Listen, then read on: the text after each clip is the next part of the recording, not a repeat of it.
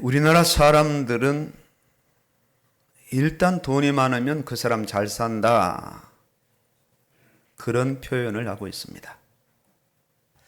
그러나 엄밀히 따져보면 돈 많은 것하고 잘 사는 것은 조금 더 해석을 해볼 필요가 있고 구분을 접을 필요가 있습니다. 세상 사람들은 돈이라는 영역에 자기 인생의 빨대를 꽂아놓고 열심히 흡입해 나갑니다. 어쨌든 새어 나갈까봐 꼭 붙잡고요. 명예라는 빨대, 권세라는 빨대를 제각기 크기에 맞춰서 꽂아놓고 열심히 흡입하는 인생으로 살아갑니다. 그러다가 어느 정도 돈이 채워지면 인생을 잘 사는 것이 아니라 돈의 갑질이 그때 나타나게 되죠. 자기 인생이 그야말로 급변하게 되고요. 돈 없는 인생들을 무시하는 그런 인생으로 살아가고, 명예가 좀 채워지면 자기 아래에 있는 사람들을 멸시하고 무시하고, 권력이 채워지면 무자비할 만큼 짓밟는 그런 인생을 살아갈 수밖에 없습니다. 이것이 세상이고 이것이 세상에 살아가는 인생의 대부분의 현실이고 결말입니다. 오늘 본문에서 예수님은 제자들을 향해서 말씀합니다. 간질을 하며 거기다 귀신 들려서 불 속에도 물 속에도 넘어지는 자기 사랑하는 아들을 고쳐주기 위해서 제자들을 찾아와서 고쳐달라고 요구합니다. 이때 제자들이 귀신을 쫓아내지 못합니다. 이 아버지는 여기에서 포기하지 않고 예수님에게 그 사연을 말씀드리면서 다시 한번 간청을 하게 되죠. 예수님께서 귀신을 쫓아내시고 아이가 치유되기 시작합니다. 이때 제자들이 조용히, 아주 조용한 목소리로 예수님에게 질문합니다. 우리에게는 이렇게 이런 역사가 안 일어납니까? 이때 예수님이 하신 말씀이 오늘 읽은 본문 말씀입니다. 우리는 어찌하여 쫓아내지 못하였습니까? 할 때 너희 믿음이 작은 까닭이다. 여기서 작다는 것은 아예 믿음이 없다는 어떤 그 상징적인 표현이거든요. 진실로 너희에게 이르노니 만일 너희에게 이 겨자씨 하나만큼만 믿음이 있다면 이 산을 명하여 여기서 저기로 옮겨지라 해도 그대로 옮겨질 것이요. 또 너희가 못할 것이 없다. 자, 제자들이 생각하는 그 믿음과 예수님이 생각하시고 예수님이 채워주시기를 원하시는 믿음의 차이는 어느 정도 차이가 있을까요? 산이라는 옮겨질 수 없는 거대한 산을 세워놓고 산과 비교조차도 안 되는 겨자씨도 한 알만큼의 믿음을 예수님께서 요구하시고 그 믿음이 있다면 그 산도 옮겨질 것이고 산보다 더한 어떤 것도 못할 것이 없다. 귀신 하나를 쫓아내지 못하고 간질 하나를 고치지 못하는 제자들의 현실 속에서 오늘 그 결과가 제자들이 예수님을 따라갔지만, 예수님 같이 있었지만 제자들의 믿음 없음을 적나라하게 지금 드러내주고 있어요.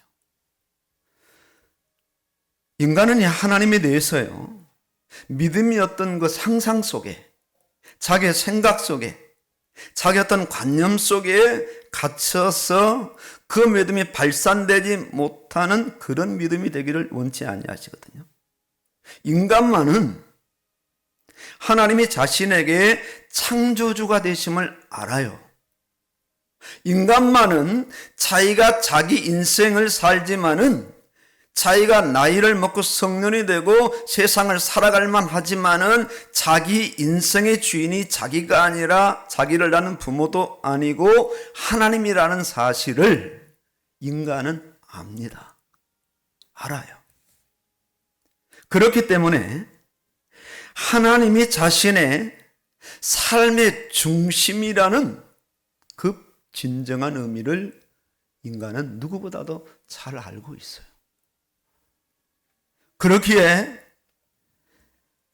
주인 되시고 창조주 되시고 삶의 중심 되신 하나님께서 인간을 향하여서 말씀하신 그 말씀대로만 살아가면 반드시 그 말씀하신 그대로 자신의 삶의 현장 속에서 말씀의 결과가 이루어진다는 사실을 잘 아는 존재가 인간입니다. 개는 몰라요. 고양이나 말이나 호랑이는 모릅니다. 몰라요. 인간은 안단 말입니다. 믿음이 그냥 관념적인 상상, 자기 안에서 그렇게 왔다 갔다 하는 걸 믿음으로만 그치는 것이 아니라 말씀하신 말씀을 하시는 그 하나님을 그대로 믿고 의심하지 않고 그 말씀하신 대로 믿으면서 행동해서 결과까지 얻어내는 이것이 바로 인간이 바라봐야 될, 추구해야 될 믿음이란 말입니다. 믿음. 이 믿음이 하나님께서 인간에게 원하시는 믿음의 정의입니다. 하나님을 믿고 하나님의 말씀을 믿고 말씀대로 실행할 때 믿음이 시작되고 진행되고 완성이 돼요. 믿음이 완성되지 않은 믿음이 많죠. 결말이 없어요. 믿음이 이렇게 완성될 때 이것이 바로 실제 하나님을 믿는 믿음으로 한 매듭 지어지고 그 믿음이 열매를 맺게 돼요. 하나님을 상상하거나 생각하거나 자기 신념 정도로 받아들임은 믿음의 완성이 아니에요. 사단이 인간을 유혹했을 때 인간은 하나님을 놓칩니다. 하나님께서 하신 말씀을 놓쳐요.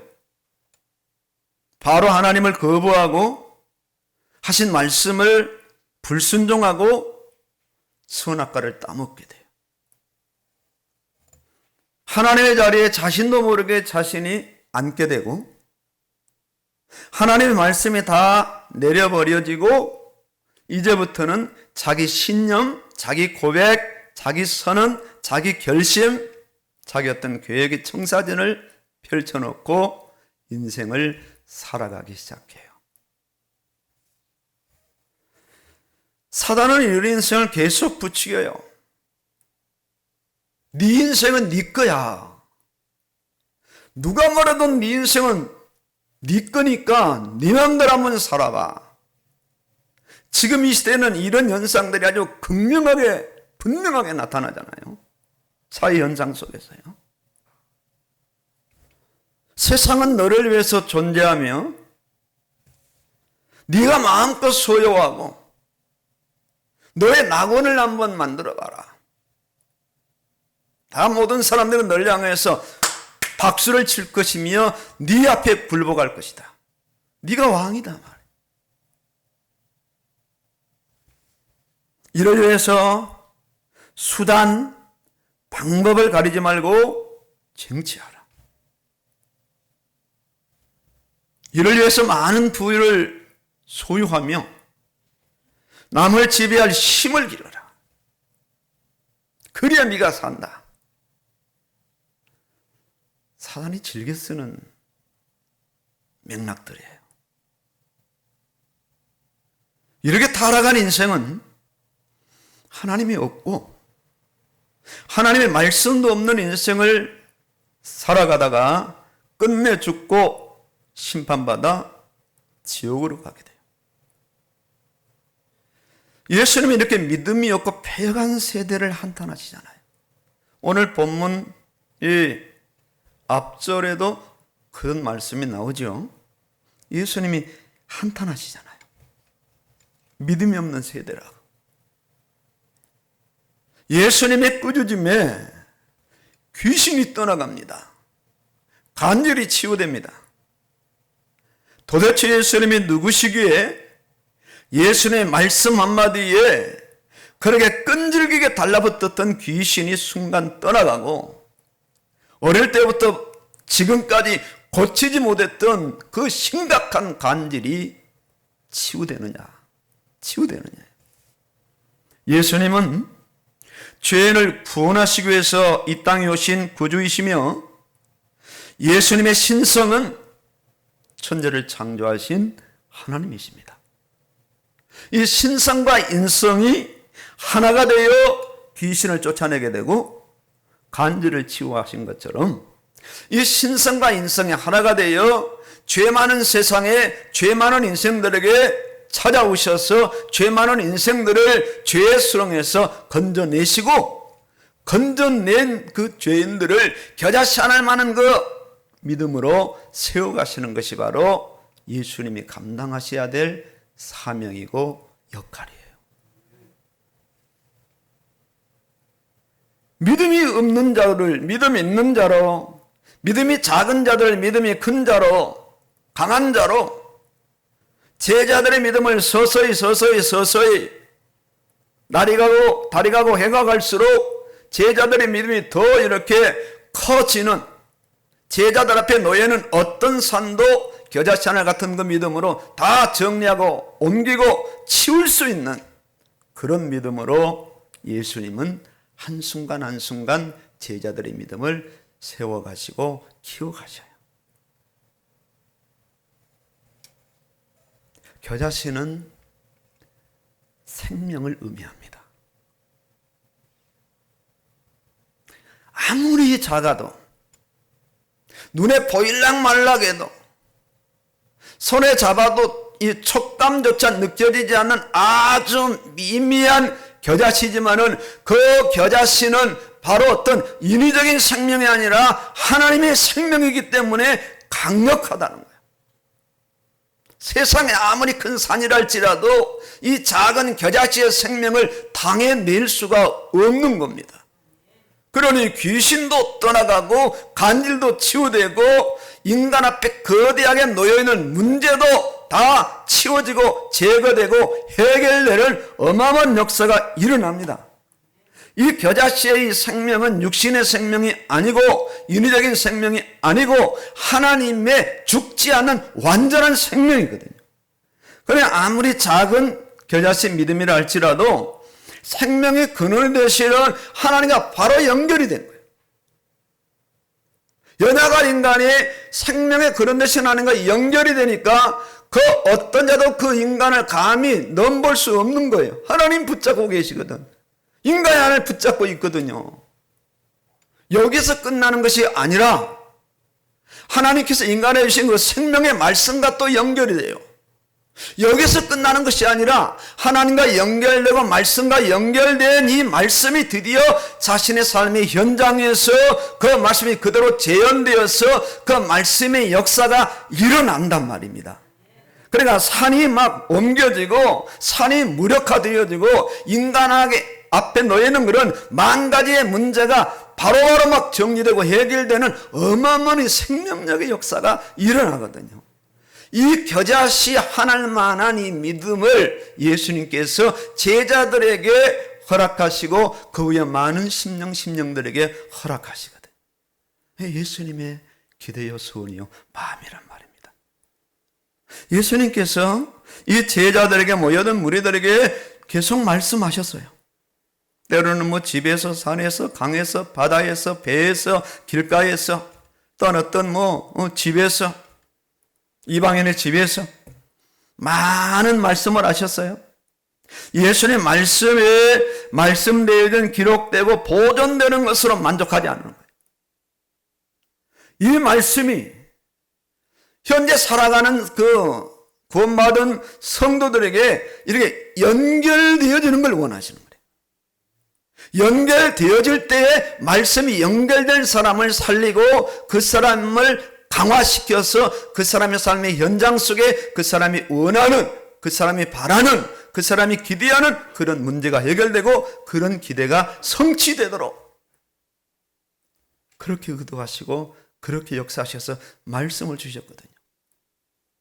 많은 성경 찬송이 출판사에 쌓여있고 서점에 쌓여있고 성도들의 가정에 쌓여있고 교회 무작위로 쌓여있는 것으로 만족하지 아니하시고 그 말씀이 각자의 속에 연결되어서 기록된 말씀이 연결되어서 선포된 말씀이 연결되어서 그 말씀이 생명의 역사가 되도록 그렇게 예수님께서 의도하시고 그 결론을 가지고 말씀을 선포하셨어요.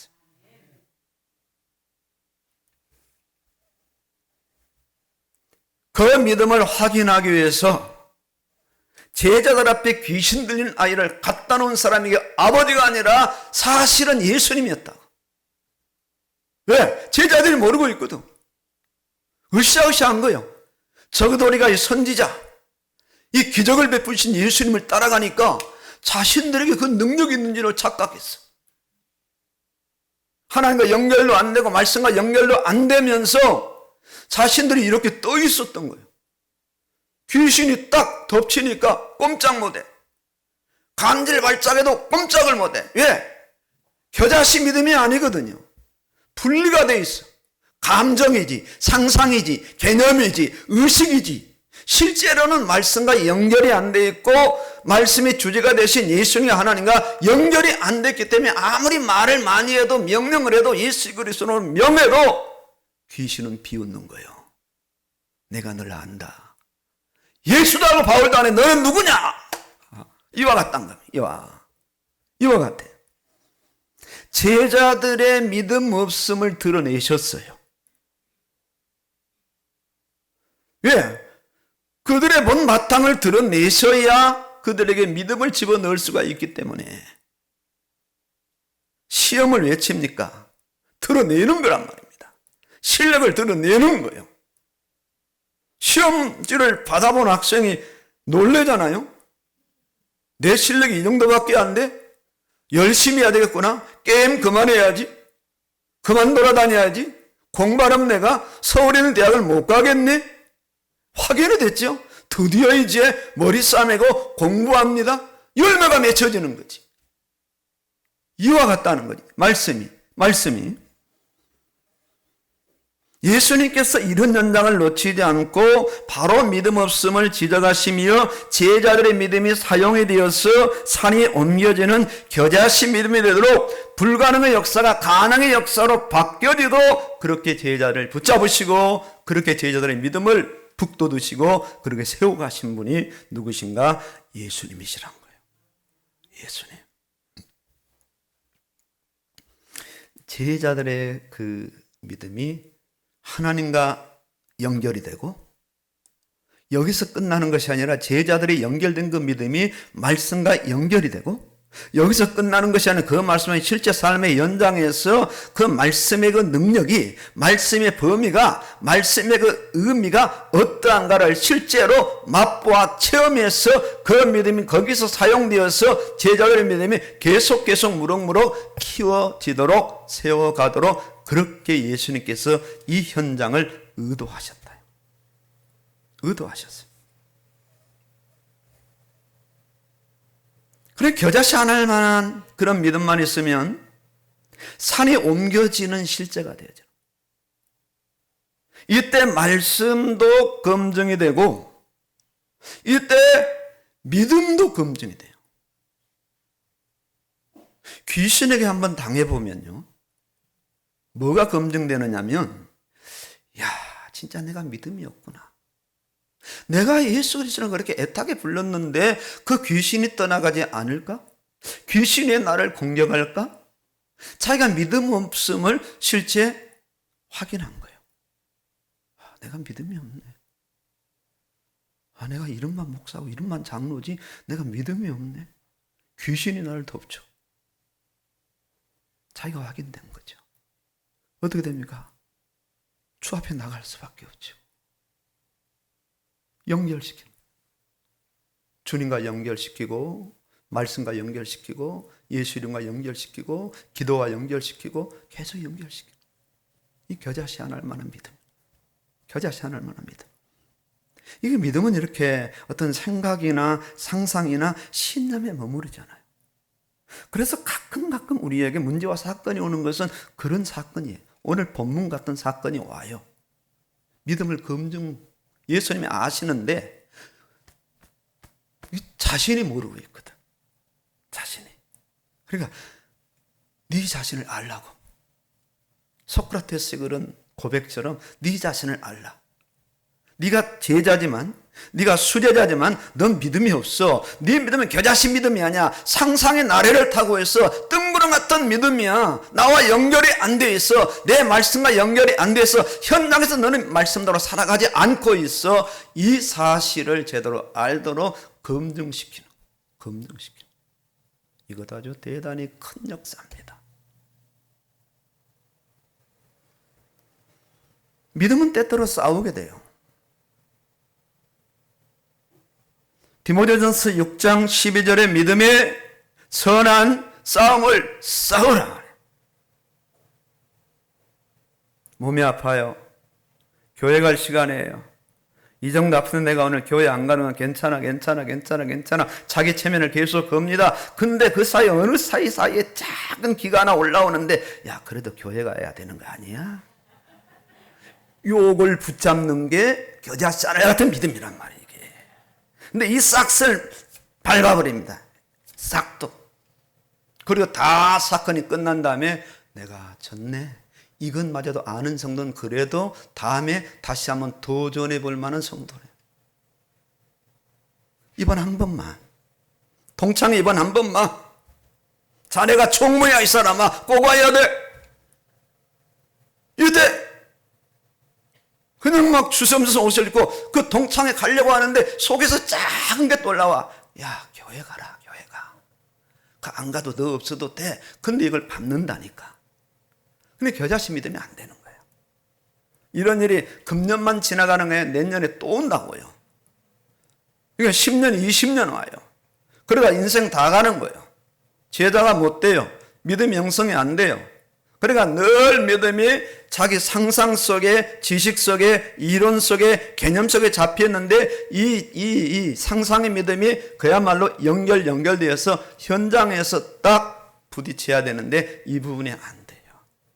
그게 믿음이 있는 것 같은데 교회 열심히 착실하게 참 말도 착실하게 하고 성품도 착실해서 믿음이 있는 것 같은데 원래 그분의 성품이고 성실이고 착실이지 믿음이 아니었다. 이 실상이란 말입니다. 이게 실상이에요. 자신이 당하는 상황이 말씀과 반대되더라도 이때 말씀을 믿고 말씀대로 행하는 것은 믿음의 사람이 반드시 애를 쓰고 힘을 쓰고 감당해야 될 자기 몫이에요. 이 부분이. 자신을 둘러싸고 있는 자신을 공격하는 환경이나 어떤 물리적인 힘이나 정상들을 정복하고 변화를 이끌어내야 되는 것은 믿음의 사람이 해야 될 몫이에요. 이거 하나님이 대신해 주실 수 없는 거예요. 우리 마음에 막 양심을 만지시고 말씀을 생각나게 하시고 누군가 전화를 오게 해서 받게 하고 막 옆에 있는 부인이 야 당신 여보 교회 가라 이렇게 하실 수는 있지만은 정작 그 사람을 붙잡고 이렇게 세우는 건 자신이 일어나야 된다. 겨자씨 할 만한 믿음. 자 보세요. 세 친구 늘 제가 그분들의 믿음은 이렇게 예시로 들지만은 이분들은 선제적인 겨자차늘 같은 믿음이었어요. 다음 두라평지에 느부갓네살 왕의 신상이 더 이상 올라갈 수 없을 만큼 세웠을 겁니다. 아마 밑에서 신상을 바라보면 막 끝이 까마득했어요. 지금 저 잠실의 121층 그 타워를 보는 것처럼 아마 아련했을 겁니다. 그야말로 신의 위용이 느껴졌을 거예요. 그 밑에 막 악단들이 오고 막 전국에서 이 정치인들이 다 모여가지고 장엄하게 딱 도열하고 있는 가운데 드디어 음악이 울려 퍼지는데 이때 다 절을 한단 말입니다. 그런데 사드락 메삭 아벳느고는 선제적인 겨자차늘 같은 믿음이 딱 꽉 채워졌기 때문에 보란듯이 절을 하지 않는 거예요. 이때 고발합니다. 왕이 사정합니다. 이제라도 절하면 살려주겠다. 진진 너희가 그리하였느냐. 이 선제적인 이 겨자씨하늘 같은 믿음을 가진 사드락메삭 아벳느고는 세 사람이 합창하듯이요 하나가 되어서 느부갓네살 왕을 향해서 믿음을 고백하잖아요. 왕 그딴 소리 하지 마라. 왕이요, 이건 우상이다. 신이 아니다. 참신은 하나님이시다. 우상에 우리는 절할 수 없다. 하나님이 살려주실 것이다.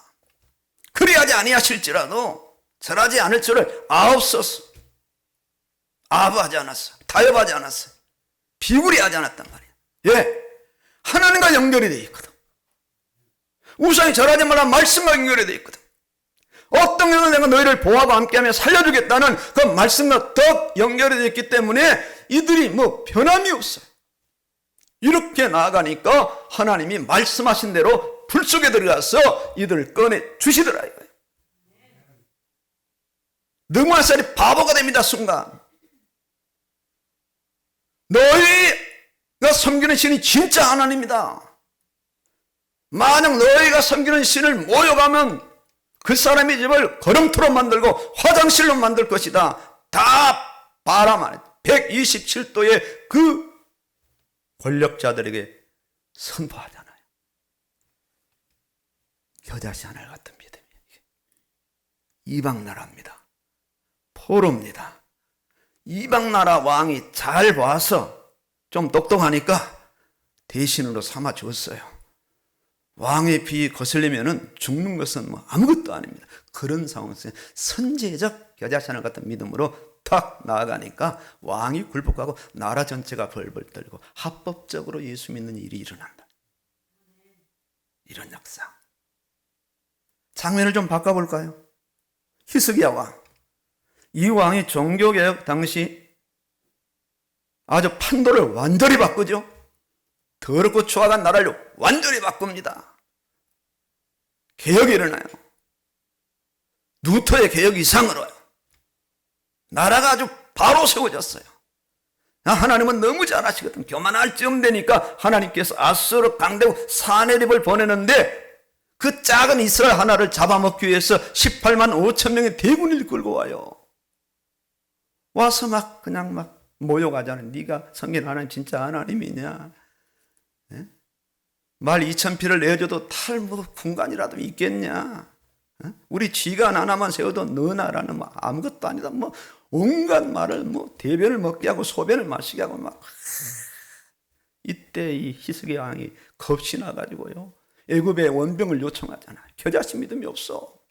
그렇게 종교에 넣었거든. 내가 왕궁의 금을 다 긁어떼가지고 아수르 왕이 요구하는 금을, 그 무게를 달아가지고 갖다 바쳐. 그래도 아수르 왕이 물러가지 않아. 그러니까 이제 잘못했다고 또 비내. 그래도 안 돼. 그 뒤늦게 방어적 겨자씨하늘 같은 믿음이 솟구쳐 올라오는데 그때 정신 차린 겁니다. 히스기야 왕이. 아수르 왕이 보낸 선전 보고문을 그대로 가지고 정신없이 성전으로 뛰쳐 올라갑니다. 왕이 대신들을 뭐 같이 뭐 데리고 갈 여유도 없이 쫓아 올라가 허겁지겁 그 선전 보고문을 펴놓고 그룹들에 계신 하나님이여 지금 이 실상을 보시옵소서. 아수르의 하나님을 모욕합니다. 막 기도하기 시작하는데 그 기도를 들으시고 천사를 보내사 18만 5천 명을 송장이 되게 하시고 그 아수르 왕이 돌아가서 자기 아들들에게 배신당한 죽임을 당하고 판도가 끝난 거예요. 아수르 18만 5천 그 사네비라는 왕 거대한 산이 싹 끝난 거예요. 겨자씨하늘 만한 믿음인 거예요. 겨자씨하늘 만한 믿음. 이 믿음으로 세워진 이 믿음.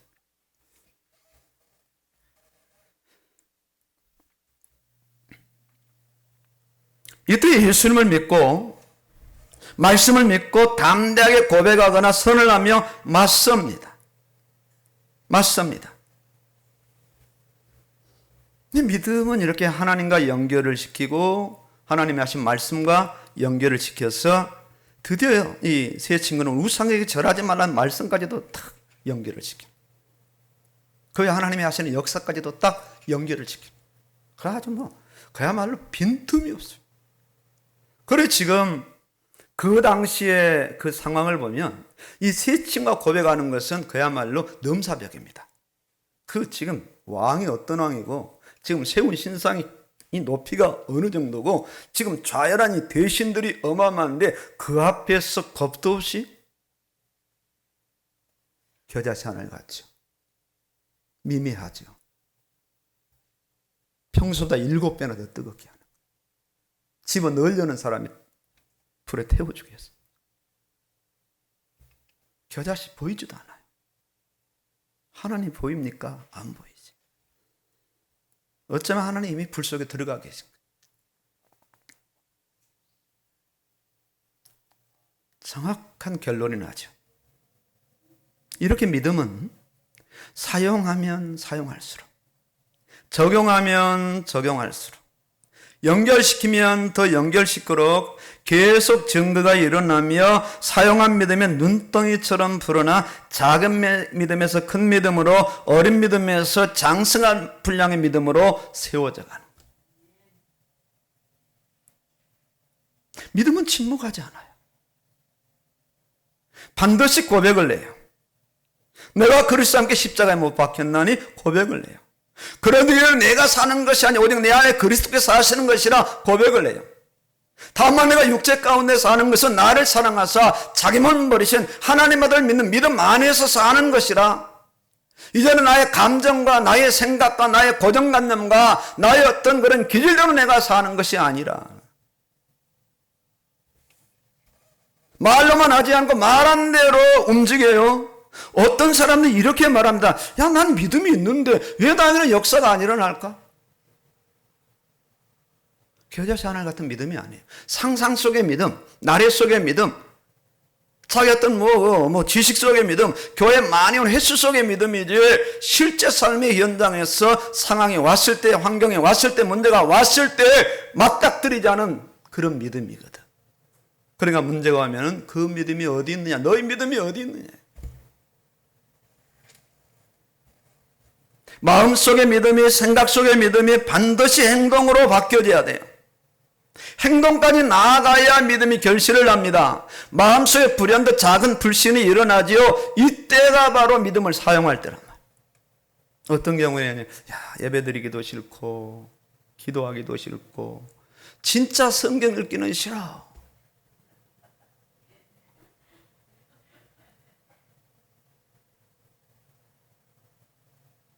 이때 믿음이 침묵한다면 예외에 누락되고 말씀 안 읽게 되고 기도 안 하게 되고 그냥 사는 거예요. 믿음이 그대로 있는 게 아니라 뒤로 몰려가 침륜에 빠지죠. 다시 원상 복귀하는 건 굉장히 힘이 듭니다. 원래가. 그냥 여기서 치고 올라가는 게 훨씬 쉽지.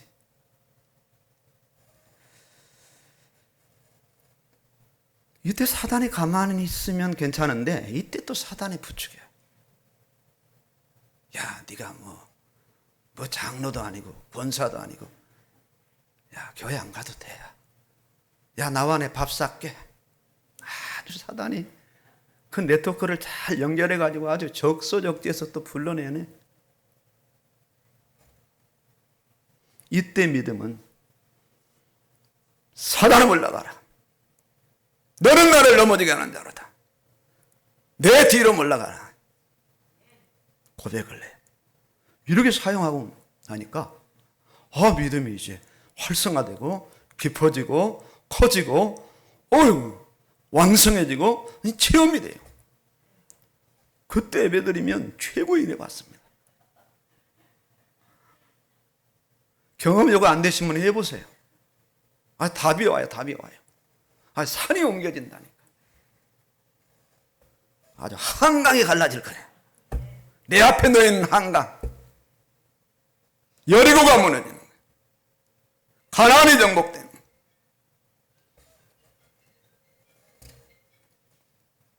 세상에 감당할 수 없는 믿음으로 세워져. 제자들 보세요. 처음부터 이들이 이렇게 믿음으로 세워지지 않았거든요. 수제자라는 베드로가 계제바위 앞에서 3번씩이나 예수님 그 공생의 이 말년에 부인하잖아요. 예수님 많이 보는 것, 거리에서 예수님 바라보면서 나중에 눈이 마주쳤잖아요. 그것도 미리 예수님이 언질해 주셨어. 겨자씨 믿음을 좀 가지라고. 그런데도 베드로가 이 믿음이 상상 속에 있어가지고 개념 속에 있어가지고 예수님을 시인하지 못한 거예요. 내가 저분의 제자야. 저분은 메시아야. 말씀하신 대로 십자가에 죽으실 것이고 부활하실 것이야. 나는 그 주를 믿어. 주는 그리스도시요 살아계신 하나님의 아들이시니다. 주여 내가 주님을 믿습니다. 예수님 막 들릴 때 막 이렇게 고백을 해야 되는데 베드로가 믿음의 꼬리를 확 내리고 난 모른다. 난 나중에 막 맹세하잖아요. 모른다고. 이런 오합지졸 같은 제자들 예수님 포기하지 아니하시고 겨자씨 같은 믿음으로 세워주셨어요. 여러분, 현대인들의 그 빨대, 제가 빨대 이야기를 왜 하는, 누가 성경 보는데 메시지를 보는데 빨대 이야기를 하더라고. 갑자기 제가 이거 힌트를 얻어가지고 빨대 아주 리얼해요. 어느 부인이 500만 원 월급 갖다 주는 남편에 빨대를 꽂아놓고 거기에서 밥이나 하고 애기나 보고 그렇게 살았는데 어느 날 자기가 창업을 해서 한 달 봉급이 5천만 원이 넘으니까 빨대 치웠다는 거예요. 빨대. 우리는 빨대를 하나님께 꽂아야 되는구나. 불신자의 빨대가 아니라 돈에 꽂고 명예 꽂고 권세 꽂은 빨대를 하나님께 꽂아서 겨자씨 같은 하나님 믿음으로 세워져야지. 막 오늘 말씀을 읽는데 막 여러 가지가 막 떠오르더라고요. 그렇구나. 현대인들은요, 돈 많으면 그 빨대를 가지고 이제는 엉뚱한 데 꽂습니다. 돈 없는 사람들 꽂아서 피눈물 나게 만들고 갑질하고 무시하고 억압하고 그러다 인생 끝나는 거예요. 저들 앞에 예수 믿는 사람들이 어떤 역할을 감당해야 됩니까? 예수님과 예수님의 말씀과 연관된 믿음을 사용해야 돼요. 이때 나타나는 현상들이 전도의 현상들입니다. 오늘 우리의 믿음이 어떠한가? 믿음을 사용해야 되는 그런 환경과 상황 속에서 오늘 나의 믿음은 여전히 침묵하고 있는가? 아니면 선포하면서 사용되고 있는가? 귀신에게 압도당하고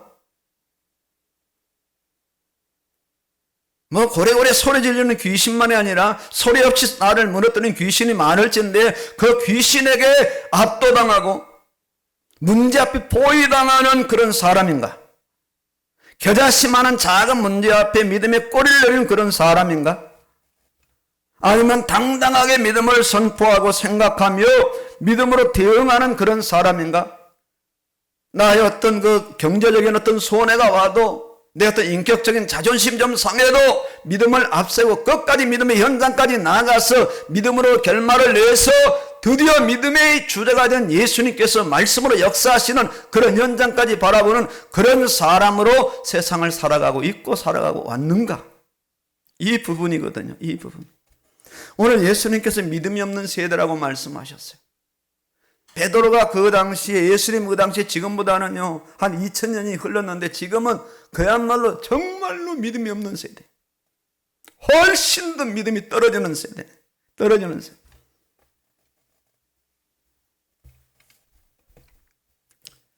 이때 예수님께서 나에게 어떻게 말씀하시겠느냐?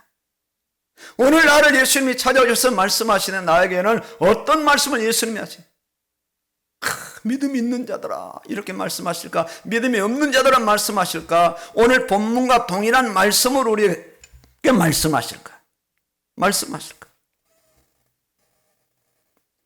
구원받은 성도라면 태산 같은 그런 문제가 온다 할지라도 겨자씨 하늘 만한 믿음으로 말하고 믿음으로 행동하는 사람들이에요.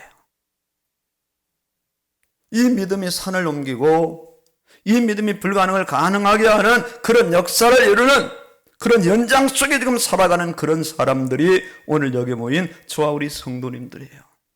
대단한 겁니다. 대단한 겁니다. 어떻게 해야 되죠? 이제 2022년도에는 더 이상 믿음을 침묵시키면 안 돼. 사용하지도 않는 믿음을 가지고 있어서는 안 된단 말입니다. 하도 사용을 안 해가지고 믿음에 먼지가 많이 붙었어. 믿음에 세상 때가 많이 꼈어. 개념으로만 가지고 이론으로만 가지고 있고 지식으로만 가지고 있고 교회를 다니 연수로만 가지고 있기 때문에 믿음이 굉장히 사용되지 않아서 믿음이 낯설어요. 이제 2022년도에는 믿음을 침묵시키지 말아야 되고 믿음의 꼬리를 더 이상 내리지 말아야 돼요. 이제 2021년도에는 믿음의 생각에만 머물러 있어서는 안 된다는 거예요. 이제 2020년도는 이미 지나간 사건 앞에 후회만 하는 그런 사람으로 머물러 서서는 안 돼요. 주일날 오후에도 아마 우리 예수님께서 신방 가실 것 같아. 성도들 가정에.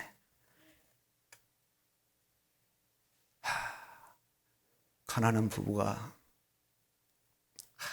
아이를 하나 가졌는데 아이 낳다 부인이 피를 많이 흘리고 죽었어요. 아버지가 고생하면서 아들을 키우는 거예요. 정말 재혼도 하지 않고 그 아들을 한번 제대로 키워보려고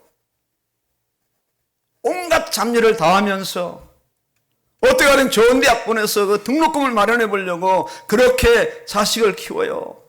어느 날 이렇게 피곤하게 직장 끝내고 또 가서 알바하고 밤늦게 돌아와서 아이 방문을 살짝 열어보니까 열심히 게임하고 있어요. 열심히 홈쇼핑하고 있어. 주말 연속극 보고 있어. 그리고 아버지 심정이 어떠하겠어요? 이놈아 네 엄마가 너 낳다 죽었어. 피를 쏟고 죽었어. 내가 너 하나 때문에 재혼도 하지 않고 이렇게 잡일하면서 너를 키웠는데 이 시간이 네가 그 할 시간인가? 그 아버지가 아마 말문이 막힐 것 같아. 밤잠을 못 주무실 것 같아. 그런 겁니다. 그런 거예요. 겨자씨 하나 같은 믿음, 아주 작지만 아주 세밀하게 올라오는 믿음의 생각과 의지를 소멸하지 말아야 돼요. 내 아버지가 나를 어떻게 키우는데 내가 지금 게임하면 되겠는가? 만화 보면 되겠는가? 내가 자면 되겠는가?